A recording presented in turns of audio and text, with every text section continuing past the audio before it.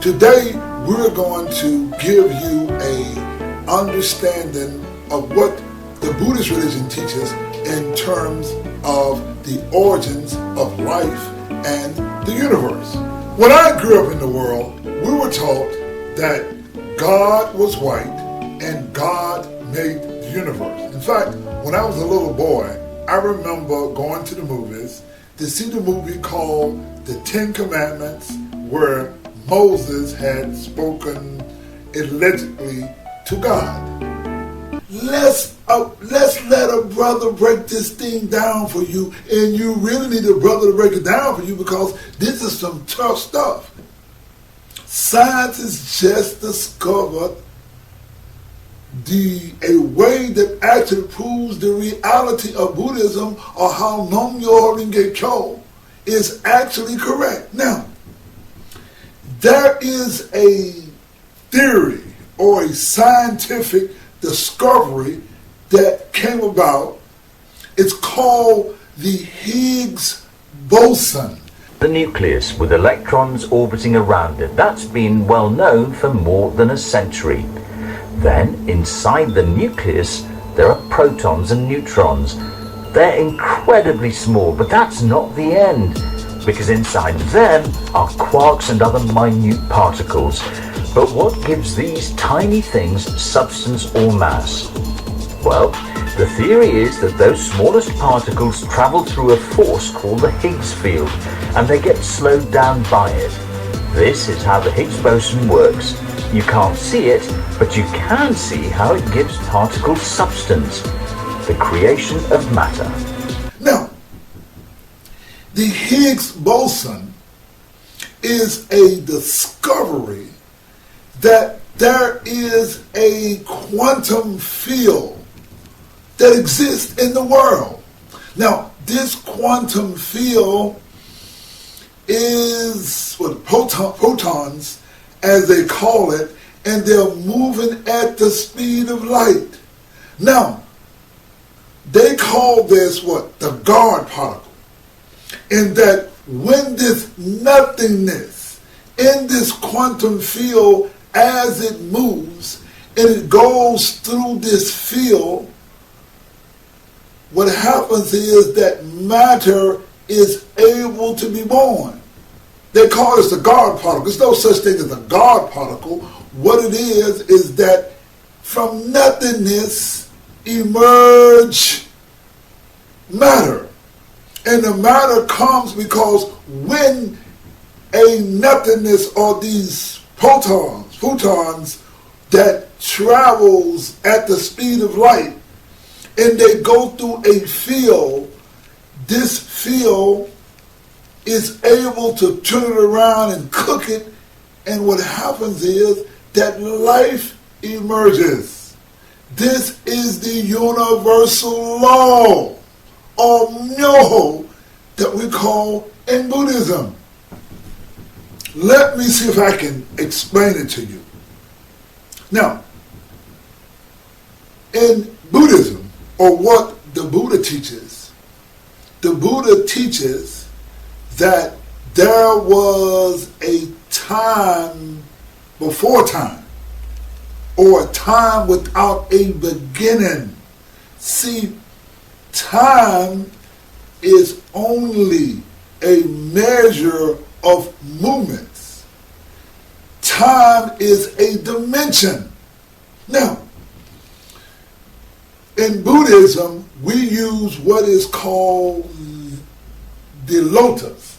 You see, right here, these are lotus flowers. Now, the reason in Buddhism that we use the lotus, because the lotus is a flower that it means the simultaneousness of the law of cause and effect, because the law of cause and effect does not deal with the dimension of time, in that time is only a dimension as space.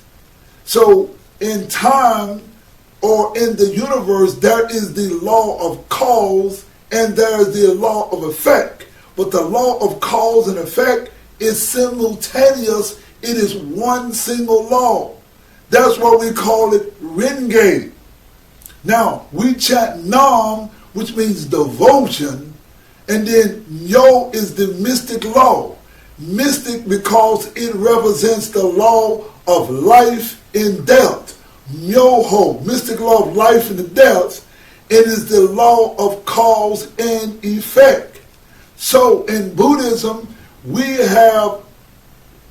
devote ourselves to the mystic law of cause and effect teachings, and this explains our universe. Now, let's see if we can break this down a little bit.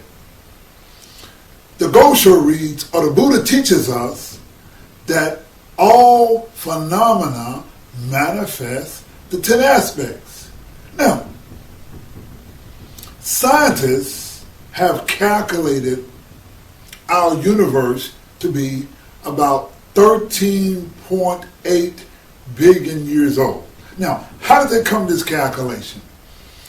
They took the oldest object and calculated by the speed that it's moving and that our universe is constantly expanding.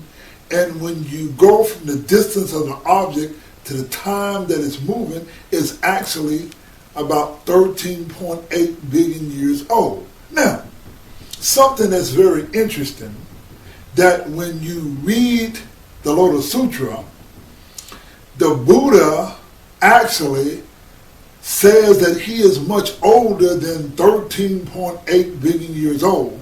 But of course the Buddha explains that he has lived out through many times and places throughout other universes and galaxies and all this good stuff. But anyway, let's go back to the 10 aspects. Now, scientists calculate that our universe starts with a theory called the Big Bang Theory.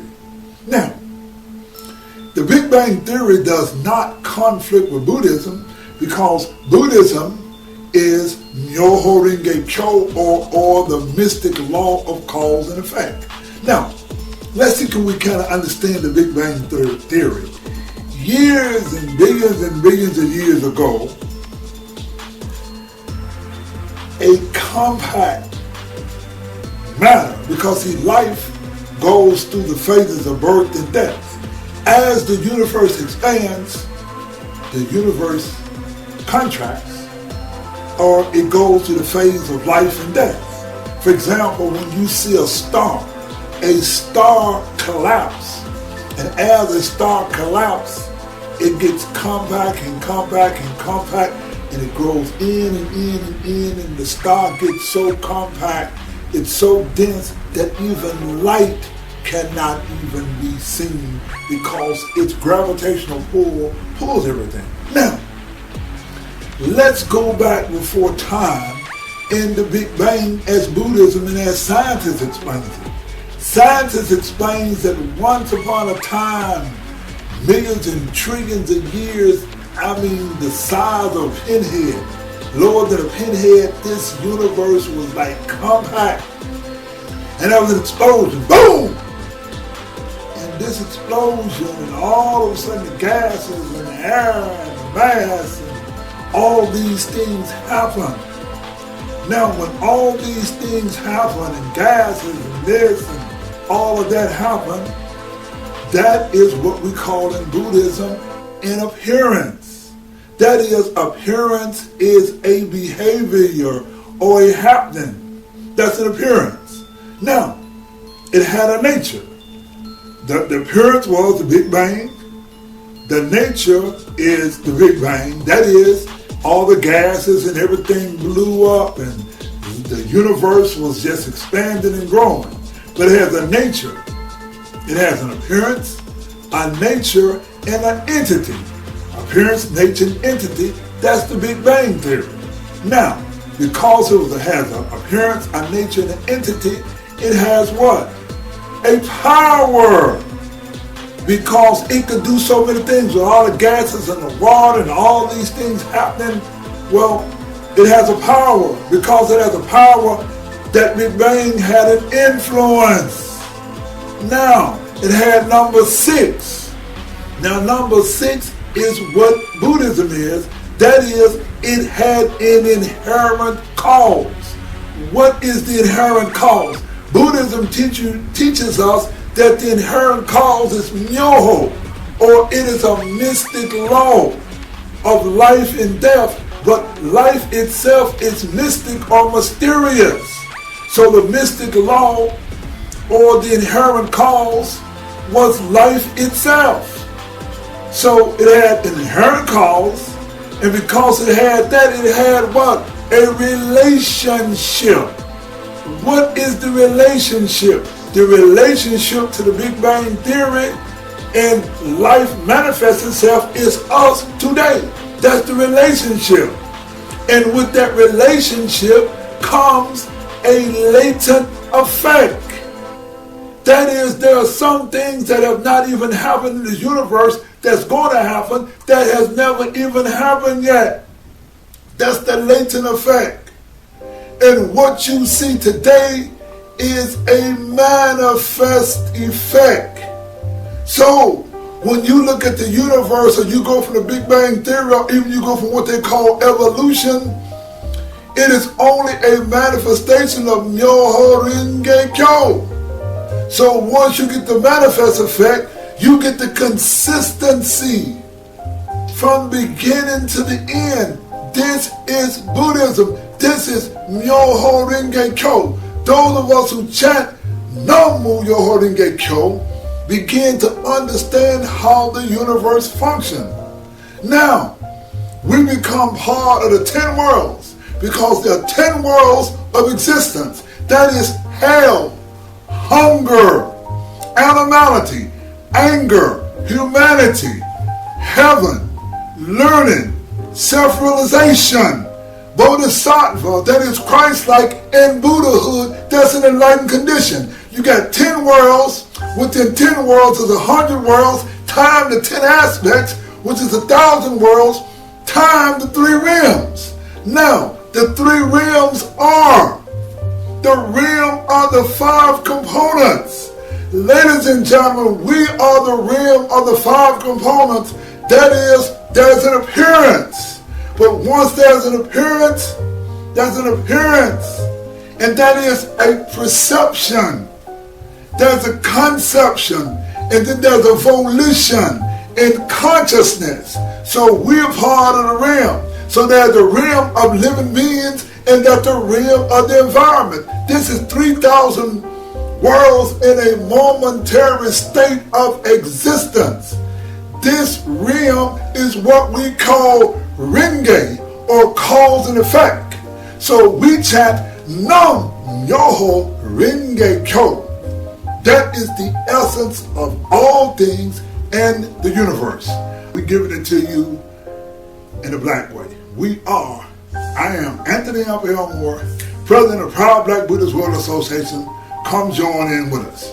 Black don't mean race, black means culture. That means I can go and relate to you Buddhism in a cultural way. Have a nice day. Thank you very much.